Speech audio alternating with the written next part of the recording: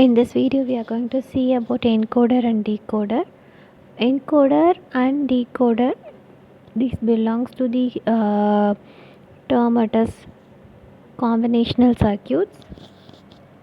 So encoder, it is a combinational circuit which converts a binary information with 2 power m input lines into m output lines. Supposing we are having 2 power n input or m input, your output will be m or n, where this particular m, n, x, y, whatever it is, it represents the bit code of that input. Supposing you are having a octal to binary encoder, octal, it is the number of possible combinations, in octal it is 8. For binary it is 2. For you will be having one enable line also, so it is 3. Okay, so octal to binary encoder will have 8 input lines and 3 output lines. A decoder is the opposite of encoder, which will be having n input lines for 2 power n output lines. Encoder or decoder both belong to the combinational circuit. So the first we see about decoders. In decoder, this one it is 3:8 decoder. The 3 represents 3 inputs and 8 represents the outputs. So generally it is called as n is to 2 power n outputs. So n represents the number of inputs, 2 power n represents the number of outputs. Okay, so what if another input line, that is enable, this will be always present. So this is like switch. If and only if the switch is on, the input will be passed on and the corresponding output we will get. So supposing we are having the inputs of 0 0 0, so I naught is 0, I1 it is 0, I2 it is 0, your output will be y0. If it is 0 0 1, correspondingly I0, I1 and I2, your output will be y1. So if all the values of I0, I1 and I2 are 1, your output corresponding it is y7. So based upon the input we are having at the input terminals I0, I1 and I2, your output y1 to y7 will be engaged. So this is the truth table for 2:4 decoder, which means that A1 and A0, these are the two possible inputs. There we have two inputs. So 0 0 0 1 1 0 1 1 are the possible combinations in the input side. Since we have 2, the number of output in the decoder is 2 power 2. So 2 power 2, the value it is 4. So the output values from D3, D2, D1 and D0. If A1 and A0 both the values are 0, your corresponding output D0 will be 1. A1, A0 it is 1, your D1 will be enabled. So 1 0, D3, D2 will be enabled, 1 1, D3 will be enabled. So now you put the Karnaugh map or form an equation for the decoder for let me take the last one, D0, that is the least significant bit. This D0 will be 1 for A0 and A1 when it is 0. So for the output D0, the necessary condition should be A1 prime and A0 prime. So supposing for D1, it will be on or high when input it is A1 0, A0 1. So the output equation will be for A1 it is 0, so it is A prime, A0 it is 1, so it is A0.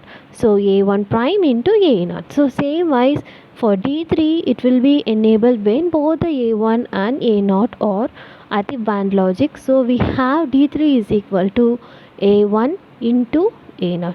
So in this way, which is having all those equations and expressing these equations with the logical gates, you'll get the nearby diagram.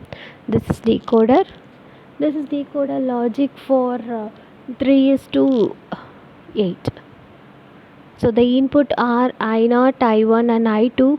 The output from Y0 to Y7. This is the logical diagram. So correspondingly the functions. So here we are having a function f1 a comma b comma c, which is having the functions 1 comma 2 comma 4.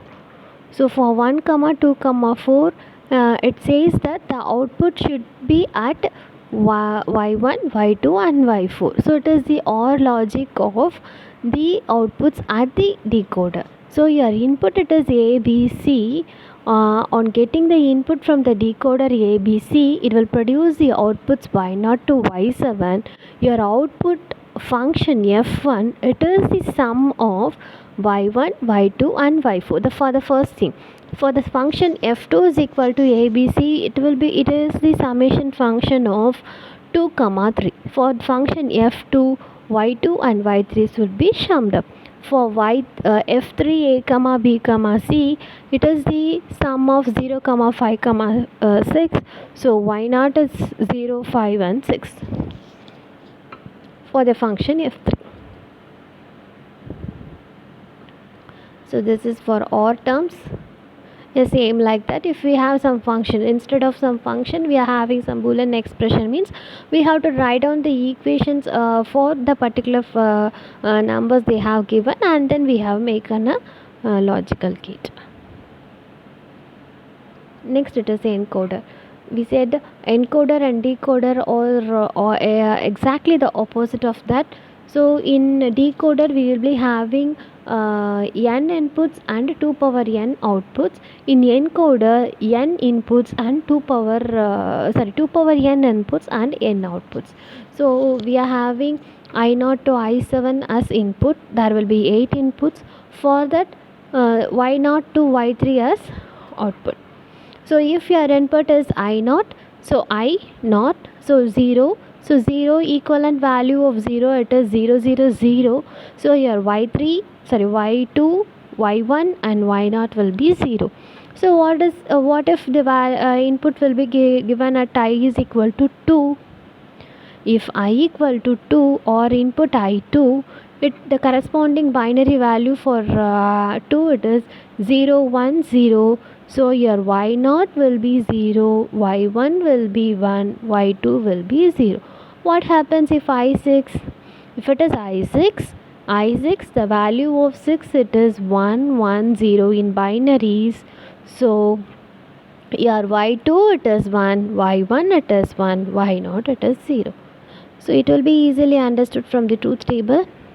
So these are the applications of encoder and decoder. It is a real-time application where we have this max, dmax and encoder for fetching some address from this particular area, and we are processing the address and getting the data, and we are storing into the memory bank. So this is the area where the encoder and decoder are actually used. In microprocessors or an embedded system, this encoder and decoder is used for fetching the instructions and the data from the real time or end user, and it will be saved at the memory bank. And for retrieving that, we are using the decoders. For storing the memory, we are using the encoders. Thank you.